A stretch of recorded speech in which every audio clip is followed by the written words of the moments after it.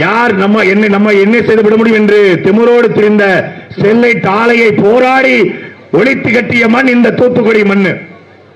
ஆனால் அந்த தூத்துக்குடி ஸ்டெர்லைட்டை மூடுவதற்காக போராடிய அந்த மக்களுக்கு இன்றைக்கு வரைக்கும் தீர்வு கிடைத்திருக்கிறதா என்றால் இல்லை.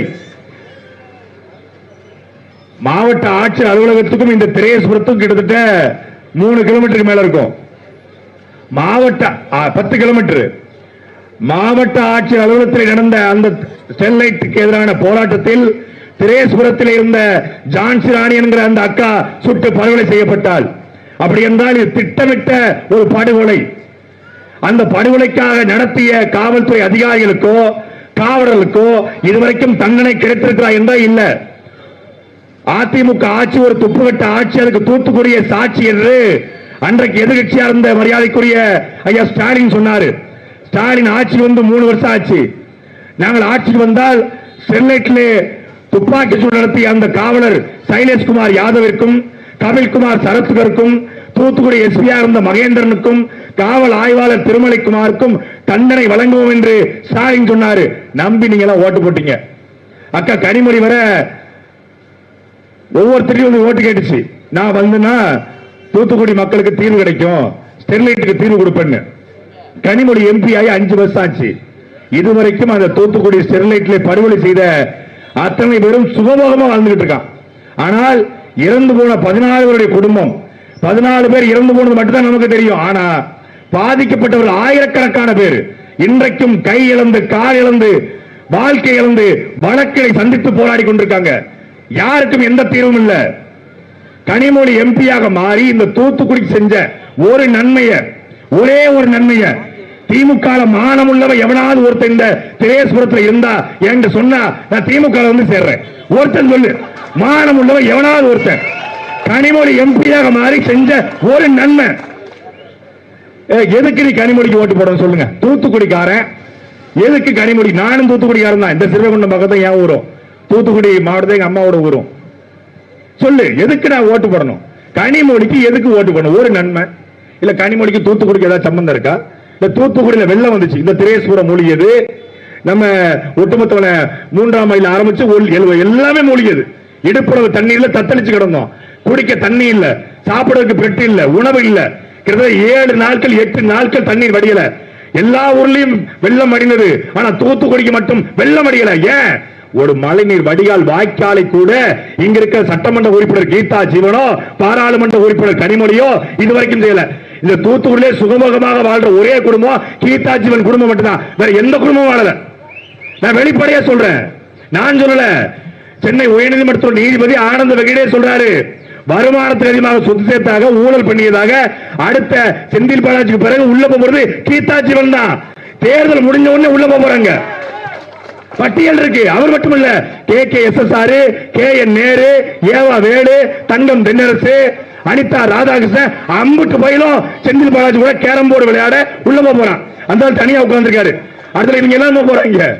இந்த ஊழல் நிறைந்த குடும்ப ஆட்சி நடத்துகிற இவர்களுக்கு உங்கள் வாக்கா இல்லை? இந்த நாட்டிலே ஒரு புரட்சிகர மாற்றத்தை மாற்ற வேண்டும் என்கிற நாம் தமிழர் கட்சி உங்கள் வாக்கா என்பதை தூத்துக்குடி திரேஸ்புரத்தில் வாழ்கிற மாநில தமிழர்கள் நீங்கள் சிந்திக்க வேண்டும். இதுவரைக்கும் இந்த மைக்கு பொய் பேசினவன், களவாடினவன், திருட்டுத்தனம் பண்ணவன், முள்ளமாரித்தனம் பண்ணவன், முடிச்சலக்கித்தனம் பண்ணவன், மக்கள் சொத்தை கொள்ளையடிச்சவன், ஆத்தமல்ல அள்ளி வித்தவன், கனிமங்கலத்தை கொள்ளையடிச்சவன், அவன்கிட்ட இருந்து இந்த மைக் இருந்துச்சு. இது யாரையாட்டியோ இந்த மைக் இருந்தது. முதலாக உண்மைக்காக நேர்மைக்காக நல்ல தலைமையோடு நிற்கிற அண்ணன் செந்தமிழன் சீமான் கையிலே இந்த மைக் கிடைத்திருக்கிறது. எதற்காக தேர்தல் ஆணையம் மைக் சின்னத்தை நாம் தமிழர் கட்சிக்கு ஒதுக்குனாங்க? இந்த மைக் நாம் பேசுவதை அப்படியே உள்வாங்கி அதை மக்கள்கிட்ட கொண்டு போய் சேர்க்குது. நாம் தமிழர் கட்சி மக்கள் பிரச்சனைகளை உள்வாங்கி சட்டமன்றத்திலும் பாராளுமன்றத்திலும் போய் சேர்ப்பார்கள் என்பதற்காக இந்த மைக்கை தேர்தல் ஆணையம் எங்களுக்கு ஒதுக்கி இருக்கிறது.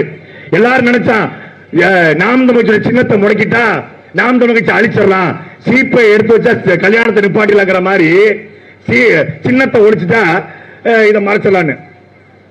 எதுக்குடா சின்னத்தை அவங்கள்ட்ட இருந்து புடுங்கணும்? எதுக்குடா விவசாய சின்னத்தை பறிச்சோன்னு அவங்க வெக்கப்படுற அளவுக்கு இந்த மைக் சின்னம் நாம் தமிழர் கட்சி தமிழ்நாடு முழுமைக்கும் கொண்டு போய் சேர்த்திருக்கிறது. ஏன்னா அப்படி ஆற்றல் நிறைந்த படித்த மாற்றத்தை விரும்பக்கூடிய இளைஞர்கள் யங்ஸ்டர்ஸ் எங்ககிட்ட இருக்கான். திமுக எங்கேயாவது இளைஞர்களை பார்த்திருக்கீங்களா? பூரா 70 வயசு, வேட்டி சட்டையை கட்டிக்கிட்டு கஞ்சி போட்டுக்கிட்டு அப்படி திருடுவதற்கான அத்தனைகளையும் அவனுக்கு இருக்கும். அவனை பார்த்தாலே எதையோ களவாங்க வாராண்டான்னு. நாம் தமிழ் கட்சியில வெள்ளை சட்டை வெள்ளை வெட்டி போடுற பழக்கம் கிடையாது. வெள்ளை சட்டை போடுவோம், வெள்ளை வேட்டி கட்ட மாட்டோம். வெள்ளை வெட்டி வெள்ளை சட்டை கட்டாலே திருடுவதற்கான அத்தனை தகுதியும் வந்துருது அப்படிங்கிறது எங்களுடைய நம்பிக்கை. இன்னைக்கு தமிழ்நாட்டில் படித்த இளைஞர்கள் இருக்கிற ஒரே ஒரு அரசியல் கட்சி அது நாம் தமிழர் கட்சி மட்டும்தான். ஒரு மாற்றத்துக்காக நிற்கிறோம்.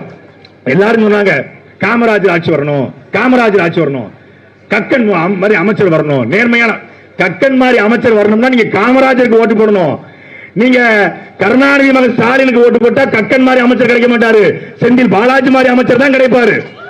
நீங்கள் கக்கன் மாதிரி அமைச்சர் வரணும் என்றால் செந்தமனன் சீமானுக்கு வாக்களித்தால் மட்டும்தான் நாட்டிலே நேர்மையான அமைச்சர் கிடைப்பார்கள். காமராஜருக்கு பிறகு ஒரு நேர்மையான தலைவர் கையிலே இந்த ஆட்சி சிக்கவில்லை. காமராஜருக்கு பிறகு அவருடைய பேரன் சீமானுக்கு வாக்களிக்கிற வாய்ப்பு கிடைத்திருக்கிறது. அந்த வாய்ப்பை விட்டுவிடாதீர்கள். தூத்துக்குடி கிட்டத்தட்ட 4 லட்சம் வாக்கள் வித்தியாசத்தில் கனிமொழியை வெற்றி பெற வச்சீங்க. என்ன நடந்திருக்கிறது? தூத்துக்குடியில ஒரு மாற்றம் கூட நிகழல. ஆனால் ஒட்டுமொத்தமாக திமுக 39 பாராளுமன்றத்தை வெற்றி பெற்று நாங்கள் ஆட்சிக்கு வந்தால் நீட் தேர்வை ரத்து செய்யும் சொன்னாங்க. நீட் தேர்வை ரத்து செய்யும் சொன்னாங்க. எய்ம்ஸ் மருத்துவமனையை மத்திய அரசு கொண்டு வரல அப்படின்னு சொல்லிட்டு மோடி என்ன பண்ணாரு? உதயநிதி ஸ்டாலின் ஊருக்கு போயிட்டு ஒரு செங்கலை தூக்கி காமிச்சாரு. இந்த பாருங்க, இந்த செங்கல் தான் எய்ம்ஸ் செங்கல். மோடி எய்ம்ஸ் மருத்துவமனை கொண்டு வரேன்னு நான் தெரியாம கேட்கிறேன். தமிழ்நாடு முழுக்க பிரச்சாரத்துக்கு போய் எய்ம்ஸ் செங்கலை தூக்கி காட்டுகிற மரியாதைக்குரிய விளையாட்டுத்துறை அமைச்சர், விளையாட்டு அமைச்சர் உதயநிதி ஸ்டாலின் அவர்கள் அந்த செங்கலை மோடியை பார்க்கறதுக்காக டெல்லிக்கு போனீங்கல்ல, ஏன் அங்க காட்டல? உனக்கு தெம்பு இருந்தா, தைரியம் இருந்தா, துணிச்சல் இருந்தா, ஆளுமை இருந்தா, நீ உண்மையிலேயே கருணாநிதியின் பேரனா இருந்தா, நீ உண்மையிலே ஸ்டாலினுடைய மகனா இருந்தா மோடி கிட்ட கொண்டு போய் காட்டிடணும்ல. ஐயா இந்த செங்கல் தாயா எய்ம்ஸ் செங்கல், அதை கட்டலங்க, அதுக்கு தமிழ் தெரியாது, நீ கூட மேரே பவுத் அச்சா ஹே, மேரே செங்கல் மே ஆத்தா ஹே, மே எய்ம்ஸ் கே ஜாத்தா ஹேன்னு பேசிருக்கலாம்ல. ஏன் பேசல? பயம், ரைடு விட்டுருவாங்க, ஈடி ரைடு, ஐடி ரைடு விட்டு ஆட்டையை கலைச்சிருவாங்க அப்படின்னு தெரியும். சரி, ஒரு முட்டையை காட்டினாரு. என்ன முட்டை? இது நீட் தேர்வுக்கு கொண்டு வர முட்டை அப்படின்னு ஒரு முட்டையை காட்டினாரு. முட்டையை காட்டின கூமுட்டை நீ என்ன பண்ணிருக்கணும்? நேரா போய் மோடி கிட்ட காட்டிருக்கலாம்ல. மோடி கிட்ட நிர்மலா சீதாராமன் சந்திச்சீங்க, மோடி செஞ்சீங்க. உங்க ஐயா 5 முறை பார்த்திருக்காரு, நீங்க 3 முறை பார்த்திருக்கீங்க.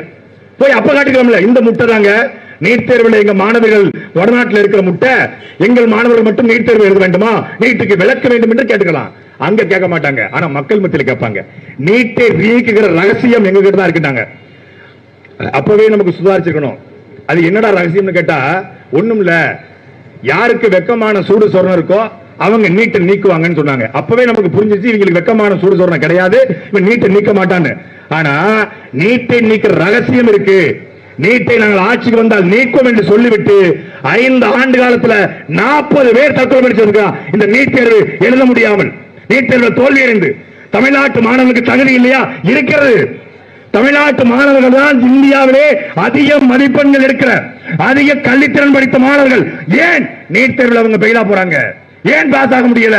கல்வி முறை தவறா இருக்கு.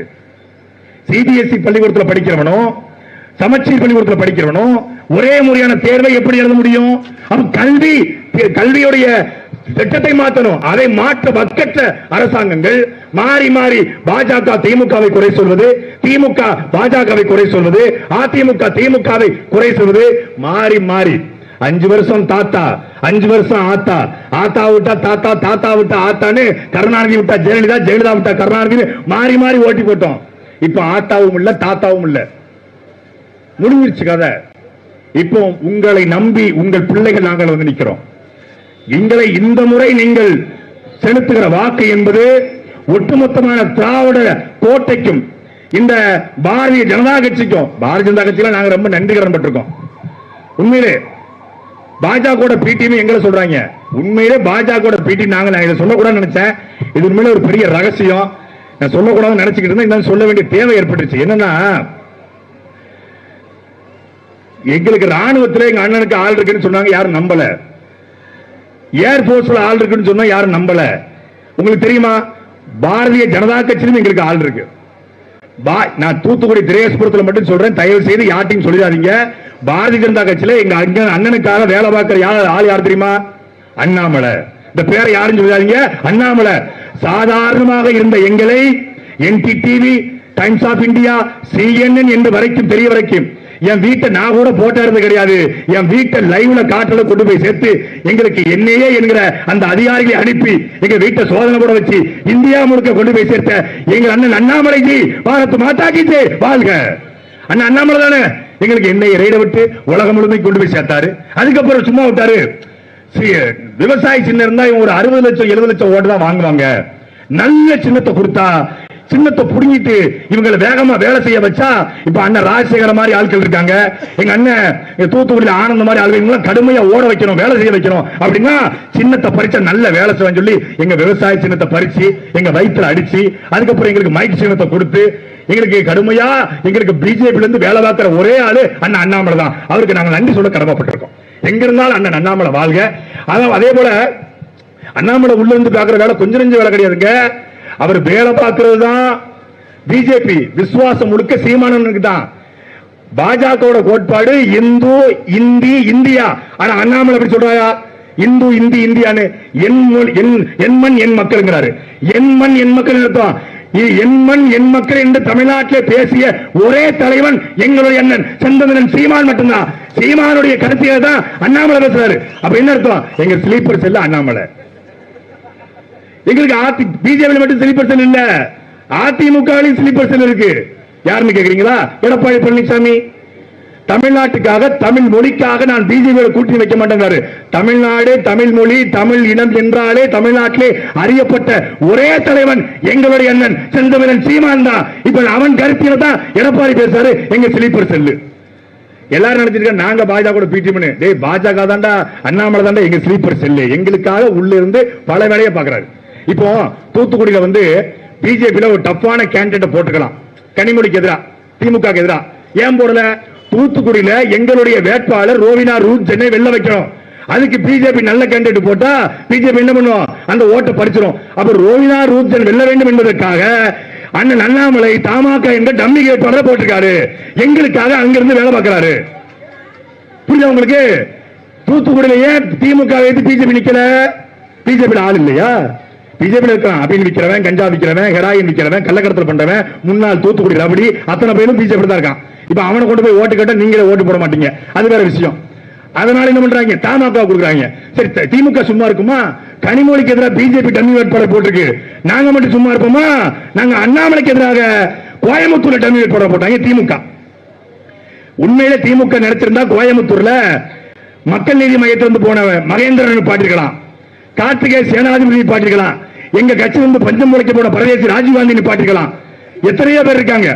ஆனா அங்க பிஜேபி என்ன பண்ணுது? திமுக என்ன பண்ணுது? கணபதி ராஜ்குமார் சொல்லி ஒரு டம்மி வேட்பாளரை போடுது.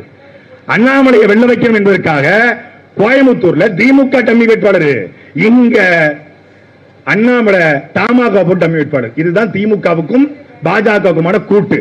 அவன் சொல்றான் நாங்க பிஜேபி பிடிஎம். தமிழ்நாட்டில் 12 தொகுதிகளில் திமுக பாரதிய ஜனதா கட்சிக்கு ஆதரவாக டம்மி வேட்பாளரை போட்ட வெக்கங்கட்ட திமுகவை இந்த தூத்துக்குடி மண்ணிலிருந்து விரட்டி அடிக்கிற களம் தான் இந்த தேர்தல் களம். நான் நகைச்சுவைக்காக சொல்றேன் நினைக்காதீங்க. இது ஒட்டுமொத்தமாக திமுகவும் பாஜகவும் இந்த தேர்தலில் கூட்டு போட்டு வேலை செய்யலாம். அண்ணாமலை பாரதிய ஜனதா கட்சிக்குள்ள வந்த பிறகுதான் நாம் கட்சியுடைய அண்ணன் சீமானுடைய ட்விட்டர் கணக்குகள் முடக்கப்படுகிறது. தம்பி இடும்பானம் கார்த்திக்குடைய ட்விட்டர் கணக்கு முடக்கப்படுகிறது. நாம் தமிழ் ஐடி சுனந்தாவுடைய ட்விட்டர் கணக்கு முடக்கப்படுகிறது. பாக்கியராசுடைய ட்விட்டர் கணக்கு முடக்கப்படுகிறது. திட்டமிட்டு வேலை பார்த்திருக்கான். 2 வருஷத்துக்கு முன்னாடி ஒரு கட்சியை ஆரம்பிச்சு வச்சு கர்நாடகாவில் பாரதிய பிரஜா அயோக்கிய பார்ட்டி ஒரு அயோக்கிய பயில வச்சு ஒரு கட்சி ஆரம்பிச்சு எங்களுக்கு எதிராக வேலை செய்ய வச்சு எங்க சின்னத்தை பறிச்சு அவன்கிட்ட கொடுத்து அதுல 17 பேர் போட்டி போட்டிருக்காங்க. 3 பேர் வேட்புமனு தள்ளுபடி பண்ணிச்சு. 14 பேர் தமிழ்நாட்டில் போட்டி போட கூட ஆள் இல்லாத ஒரு கட்சிக்கு விவசாய சின்னத்தை கொடுத்துட்டான். டேய் விவசாயி சின்னம் கிடைச்சதால் சீமான் விவசாயிக்காக பேசல, விவசாயிக்காக பேசுவதால் தான்டா அந்த சின்னம் எங்க கிட்ட வந்துச்சு. அந்த சின்னம் இருந்தாலும் இல்லை என்றாலும் நாங்கள் விவசாயிகளுக்காக பேசுவோம். விவசாயிகளுக்காக மட்டுமல்ல, மீனவர்களுக்காக, மாணவர்களுக்காக, இளைஞர்களுக்காக, படித்தவர்களுக்காக எல்லோருக்கும் பேசுகிற ஒரே அரசியல் கட்சி அது நாம் தமிழர் கட்சி மட்டும்தான். ஒருவருக்கு உதயநிதி ஸ்டாலின் செங்கலை காட்டினார்ல, ஒருவருக்கு அவர் காட்டின செங்கல் எய்ம் செங்கல். இது இருக்கு பாருங்க, நல்லா தெரியுதா? நல்லா பாத்துக்கோங்க. இது என்ன செங்கல் தெரியுமா? இதுதான் தமிழ்நாட்டிலே திமுகவுக்கு சமாதி கட்ட போற செங்கல். தூத்துக்குடியிலே கனிமொழியை தோற்கடித்து தூத்துக்குடி திமுகவுக்கு சமாதி கட்ட போற செங்கல், தூத்துக்குடி பாஜகவுக்கு சமாதி கட்ட போற செங்கல், தூத்துக்குடி ஸ்டெர்லைட் படுகொலை நடத்திய அந்த அதிமுக கூட்டணிக்கு சமாதி கட்ட போற செங்கல் இந்த செங்கல் தான்.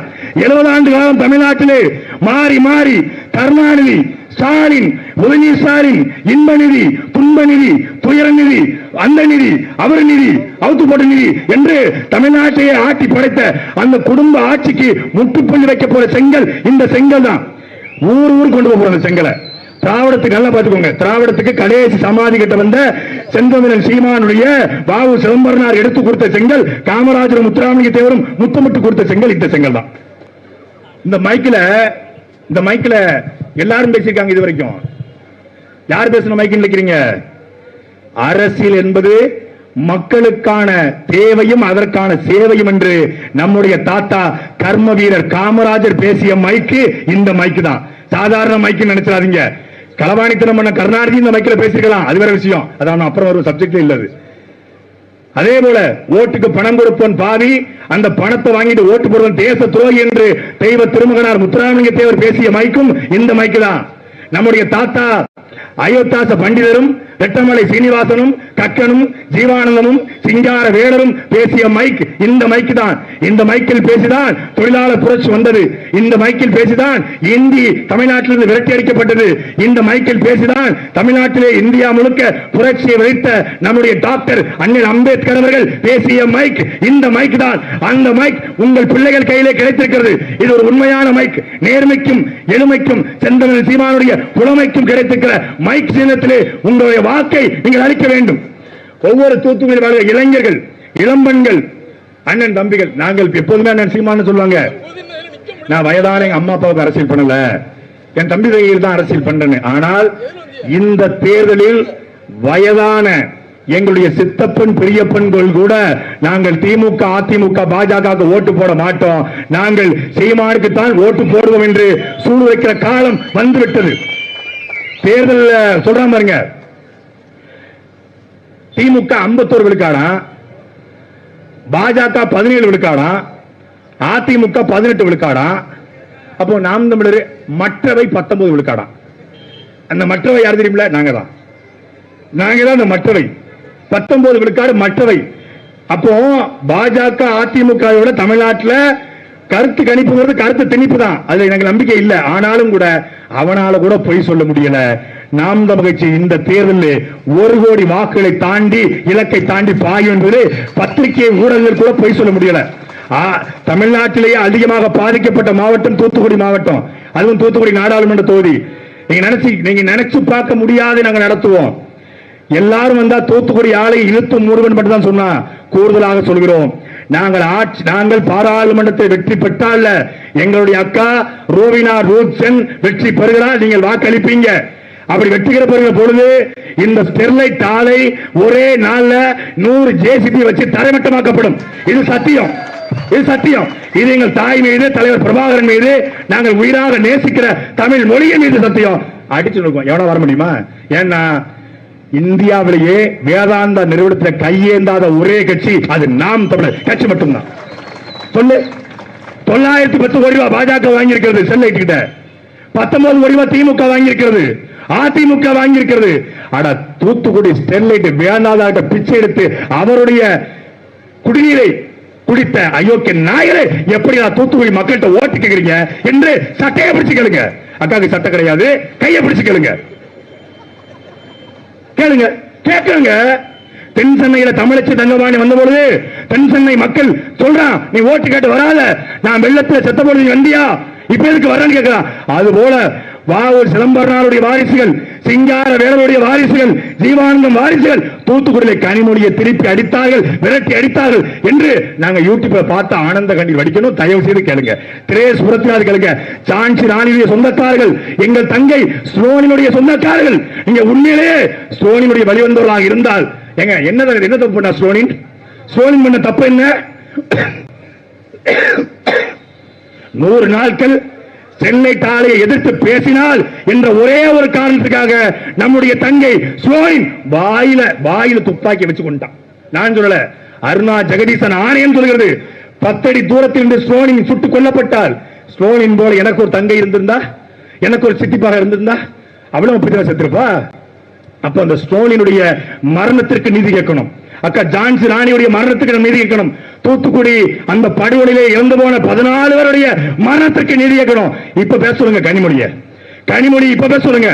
தூத்துக்குடிய ஆலையிலே சுட்டுக் கொல்லப்பட்ட 14 பேருக்கும் நாங்கள் நீதி வாங்கி தருவோம் என்று உண்மையிலே கருணாநிதிக்கு பிறந்திருந்தா கனிமொழி பேசட்டும். பேசுவீங்களா? சொல்லுங்க. எந்த அடிப்படையில் விடுற? தூத்துக்குடி கனிமொழியை ஏன் விட்டன்னு கேட்டிருக்கான் ஒருத்தன். கனிமொழி நாடாரு, அதனால விட்டு இருக்கான். சரி, கனிமொழி நாடாருன்னா ஸ்டாலின் யாரு? கனிமொழி நாடாருன்னா உதயநிதி ஸ்டாலின் யாரு? கனிமொழி நாடாருன்னா மூக்க அழகிரி யாரு? கனிமொழி நாடாருன்னா மூக்க முத்து யாரு? கனிமொழி நாடாருன்னா தயாநிதி மாறன் யாரு? கனிமொழி நாடாருன்னா கலாநிதி மாறன் யாரு? அவங்களும் நாடாரா? எப்படா நாடாரு? மூக்க அழகிரி ஒரு சாதி, மூக்க முத்து ஒரு சாதி, மூக்க ஸ்டாலின் ஒரு சாதி, செல்வி ஒரு சாதி, உதயநிதி ஸ்டாலின் ஒரு சாதி. கனிமொழி மட்டும் நாடார ஏமாத்திர அடங்கல. எங்களை ஏமாத்திரடா.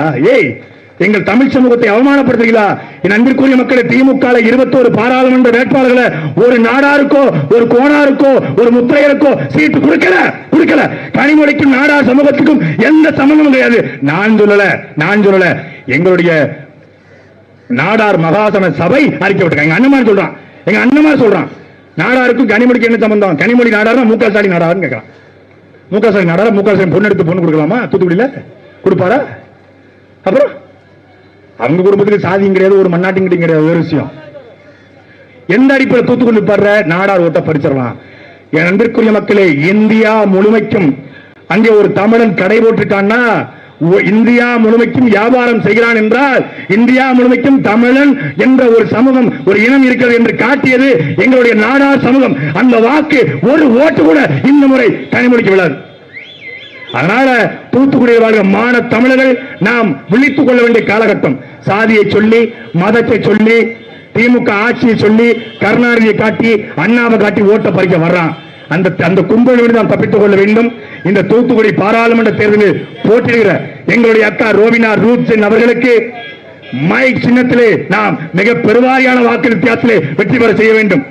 தூத்துக்குடி மண்ணின் மகளாக மருத்துவம் படித்து இந்த தூத்துக்குடிக்காக போராட வந்திருக்கிற, பாராளுமன்றத்திலே உங்களுக்காக குரலுக்கு வந்திருக்கிற அக்கா ரோவினா ரூத் அவர்களுக்கு நீங்க மைக் சின்னத்திலே வாக்களிக்க வேண்டும். இந்த மைக் நம்மளுடைய வாழ்வை காக்கும், தூத்துக்குடியை காக்கும், ஸ்டெர்லைட் நச்சு ஆலையிலிருந்து நம்மை மீட்கும். நன்றி, வணக்கம். நாம் தமிழர்.